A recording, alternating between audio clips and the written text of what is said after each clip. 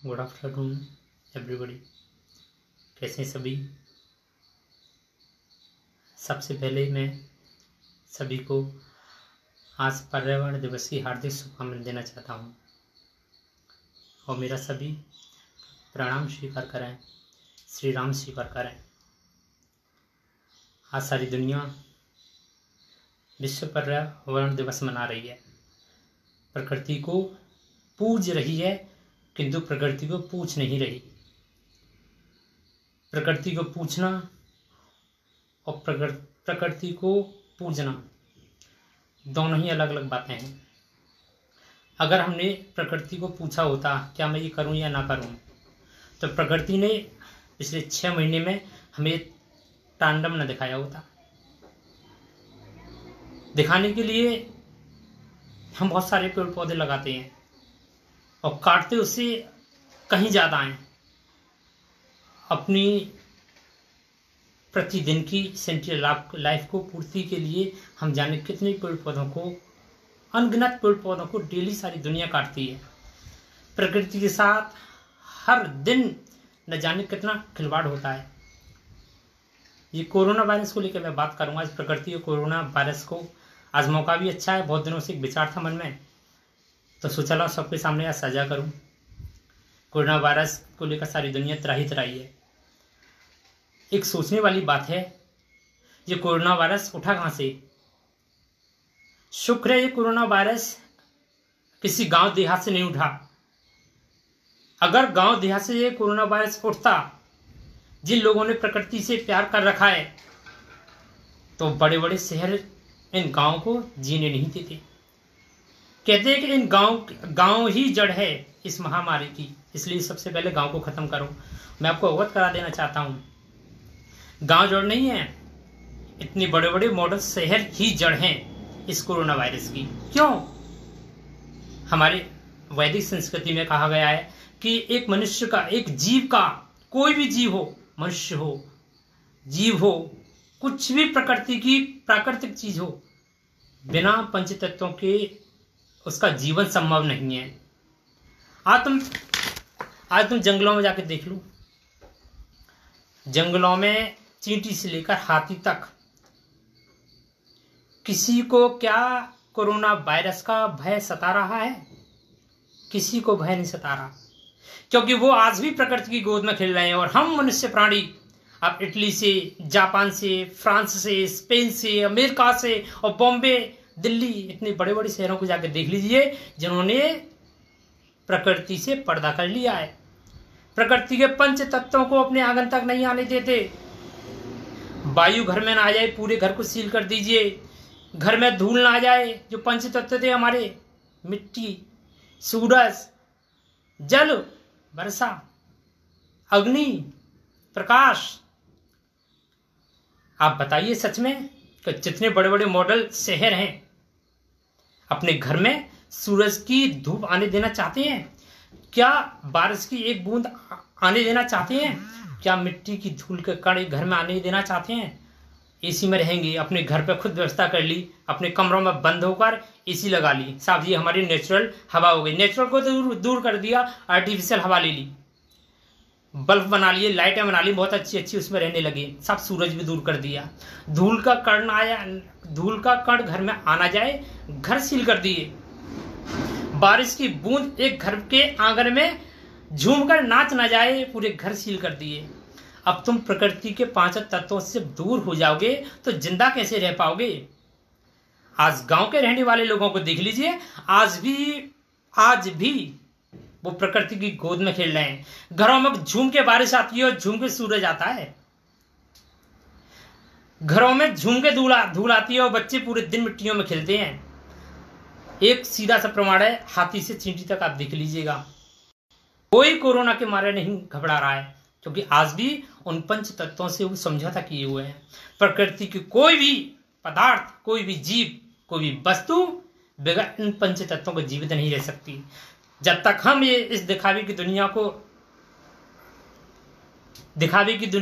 के इर्द गिर्द घूमते रहेंगे, हर बार कोरोना जैसी महामारी आकर हर एक प्राणी को, हर एक जीव को सताएगी। सिर्फ उसी प्राणी, इस जीव को सताएगी जो प्रकृति के पंच तत्वों से दूर रहेगा और इन पंच तत्वों को अपने आंगन तक सिर्फ आर्टिफिशियल लेकर आना चाहेगा।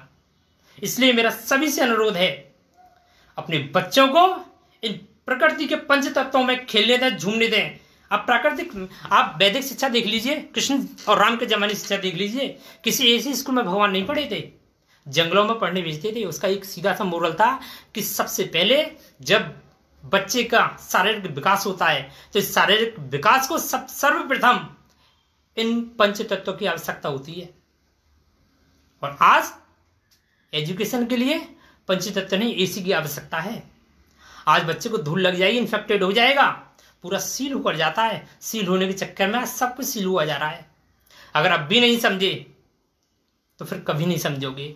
एक प्रकृति ने अंधे का दूध भेज दिया और ऐसा अंधे का दूध भेज दिया कि हम उन्हें अपनी इन नंगी आंखों से कोई भी नहीं देख सकता। उसने सारी दुनिया पर हाहाकार मचा दिया और उन मॉडर्न शहरों पर अधिक मचा दिया जो बहुत एडवांस हो गए थे, जिनको लग रहा था कि हमने प्रकृति पर क्या पा ली, विजय प्राप्त कर ली है। प्रकृति ने दूध भेजकर ये बता दिया, नहीं, तुमने कोई विजय प्राप्त नहीं की है, अभी तो मेरा एक अनदेखा ही दूत तुम्हें भेजा है। उस अनदेखे दूत ने सारी दुनिया में हाहाकार करा दिया है। प्रकृति के पास जाओ, प्रकृति से बात करो, प्रकृति को अपने घर में आने दो, पंच तत्वों को। तो ये पर्यावरण दिवस मनाने का और हर दिन या आज के दिन जिसने प्रतिज्ञा लिया कि 2000 पेड़ लगाऊंगा या लगाऊंगी या मैं एक पेड़ लगा रही हूं, एक पेड़ लगाने के बाद हजारों अपनी जिंदगी में काट देते हैं, तोड़ देते हैं। पेड़ तो घर में लगाए जा रहे हैं, किंतु बच्चों को प्रकृति से दूर रखा जा रहा है। मेरा सभी से अनुरोध है, आप गांव वालों को देख लीजिए, अगर ये गांव से अगर ये कोरोना उठता तो दुनिया गांव को जीने नहीं देती। ये तो शुक्र है कि शहरों से उठा ये कोरोना, गांव वाले आज फिर भी सुकून में जी रहे हैं और शहरों से गांव की ओर पलायन कर रहा है, गांव से शहरों की ओर पलायन नहीं किया। अगर गांव से पलायन करता तो लोग और भयभीत हो जाते, कहते देख लो हमारी नेचुरल दुनिया ही अच्छी है, प्राकृतिक दुनिया बेकार है, ईश्वर की बनाई हुई धूल भी बेकार है, ईश्वर की बनाई हुई बारिश भी बेकार है, ईश्वर की बनाई हुई सन भी बेकार है, धूप भी बेकार है। नहीं, गांव में सारी चीजें आ रही हैं खुलकर, झूमकर, और ये प्रकृति की पांचों चीजें किसी को नुकसान नहीं पहुंचा सकती। मेरा सभी से अनुरोध है कि अपने बच्चों को ये झूठे दिखावे से दूर रखिए, जितना हो सके प्रकृति की गोद में जाने दीजिए, खेलने दीजिए। जब तक उसका ये फिजिकल बॉडी स्ट्रक्चर बढ़ रहा है, उसके नजदीक आने दीजिए। वही उसका सबसे अच्छा डॉक्टर है, वही प्रकृति सबसे अच्छी उसकी माँ है, वही उसका पिता है, वही उसका सबसे बड़ी आया है। प्रकृति जितनी अच्छी देखभाल कर सकती है, किसकी? बच्चे की। हम सब बच्चे हैं प्रकृति के। इस प्रकृति से अच्छा कोई देखभाल नहीं कर सकता। ना एसी करेगी, ना आर्टिफिशियल लाइट करेगी, ना मखमल की गद्दे करेंगे। ये हमने प्रकृति को नोच कर बनाए हैं। आप देख लीजिएगा, हमने जितने भी आर्टिफिशियल घरों में यूज की हुई हैं, वो हमने अपनी इस प्रकृति की छाती से नोच नोच कर बनाई हुई हैं। चाहे मखमल हमारे गद्दे हो, चाहे बहुत सुंदर हमारा सोफा हो, चाहे बहुत सुंदर हमारा गद्दा हो, ये छाती, ये हमने प्रकृति की छाती नोच कर बनाए हुए हैं और उस पर हम सो रहे हैं चैन से। और प्रकृति को देखो, जो हमारी माँ है, जिसने प्रतिज्ञा की है कि तुम्हारी देखभाल मैं करूंगी, जब तक तुम जियोगे तुम्हारे साथ रहूंगी, तुम जो कहोगे वो करूंगी, उसकी छाती को नोच कर हम उस पर आराम सुकून पाना चाहते हैं, नहीं मिलेगा। ये सिर्फ एक आवाज है, एक खनखनाहट है, एक छोटी सी चेतावनी है हम सभी लोगों के लिए। जाग जाओ, ये कोई कोरोना नहीं है। प्रकृति समझौता करो, वो माँ है, चरण स्पर्श करो, जितनी भी उसने सारी चीजें बनाई हैं उसका सम्मान करो, उसे पूजो। प्रथम है वही, सभी वही ईश्वर है, साक्षात्कार वही ईश्वर है, देव वही है, कोई देव और नहीं है। देवों को नोच कर और देवों की पूजा करते हैं। माँ ही तो सब कुछ है। बहुत कुछ नहीं है मुझ पर कहने के लिए, बहुत कुछ भी था। जब लाइव आता हूं तो आधा हो जाता हूं, जब अकेला होता हूं बहुत सारे मन में विचार आते हैं कि ये बात करूंगा, ये बात करूंगा, ये बात कही जानी चाहिए, लोग सुनेंगे नहीं सुनेंगे, क्या सुनेंगे क्या नहीं सुनेंगे, पता नहीं। प्रकृति कहाँ जा रही है, दुनिया कहाँ जा रही है। आज अमेरिका काम नहीं दे रहा है, अमेरिका के एटम बम काम में नहीं आ रहे हैं, ना इजराइल के आ रहे हैं, ना भारत के आ रहे हैं, किसी के नहीं आ रहे हैं। और आएगा, मैं फिर भी कह देता हूं, सिर्फ और सिर्फ एक ही चीज काम आएगी, प्रकृति से समझौता। जो हमारे पूर्वजों ने किया था, उन पूर्वजों ने जिसने हमें सिखाया था, वही बचा सकती है। आओ तो सही निकल के। आज अमेरिका इटली से हमारे यहाँ के लोग बहुत अच्छे हैं, क्योंकि यहाँ की जितनी अधिक जनसंख्या है उतनी अधिक जनसंख्या ज्यादा प्रकृति के संपर्क में रहती है। और जो प्रकृति के संपर्क में नहीं रहता, वो आज उसे सबसे ज्यादा वेंटिलेटर की आवश्यकता है। प्रकृति तो गोदी फैलाई बैठी हुई है खिलाने के लिए, कभी बीमार नहीं करेगी वो। प्रकृति को नोचना खरोचना छोड़ दो। विनती है, मेरा आपसे अनुरोध है, विनम्र अनुरोध है, खुद की खातिर नहीं, खुद के बच्चों की खातिर, मनुष्य जाति की खातिर, जीवों की खातिर। जो जाति प्रकृति को मनुष्य जाति है, पक्षी जाति है, जानवर जाति है, जो जाति जितना अधिक इस प्रकृति को नोचेगी, प्रकृति उसे उतना ही शांत होकर शांत करने की अभिलाषा में लगी हुई है। किसी जीव से उसने कुछ नहीं कहा, बड़ा वर्चस्व बना लिया था हमने। ये वर्चस्व काम नहीं देगा। ये प्रलय, ये कोरोना वाली प्रलय कहां जाकर रुकेगी ये कोई नहीं जानता। और लगता है ये वहीं जाकर रुकेगी जब तक हम जागरूक नहीं हो जाते, जब तक प्रकृति हमारी आंख नहीं खोल देती। और इतनी बड़ी प्रलय के बावजूद भी अगर हमारी आंखें बंद रही, इस प्रकृति ने एक अनदेखे जीव ने सारी दुनिया को लॉक करके रख दिया, अपनी सागर में बांध के रख दिया। लोग घरों से निकलने में डर रहे हैं। अगर इसके बावजूद ही हमने अपनी आंखें नहीं खोली, तो शायद ये प्रकृति ही हमेशा के लिए आंखें बंद कर देगी ऐसे लोगों का। मुझे बात कहनी नहीं चाहिए। आज ये कोरोना वायरस की दवा कहां से निकल के आ रही है? लोग वैज्ञानिक जंगल जंगल घूम रहे हैं। इस दवा को घूमने के लिए जंगल जंगल घूमने का क्या तात्पर्य है? तात्पर्य यही है, प्रकृति के पास आ रहा है, प्रकृति तूने कहां छुपा के रखी है वो दवा दे, जिससे कोरोना जैसी महामारी को हम बाहर निकाल के फेंक सकें। जा रही है नहीं जा रही?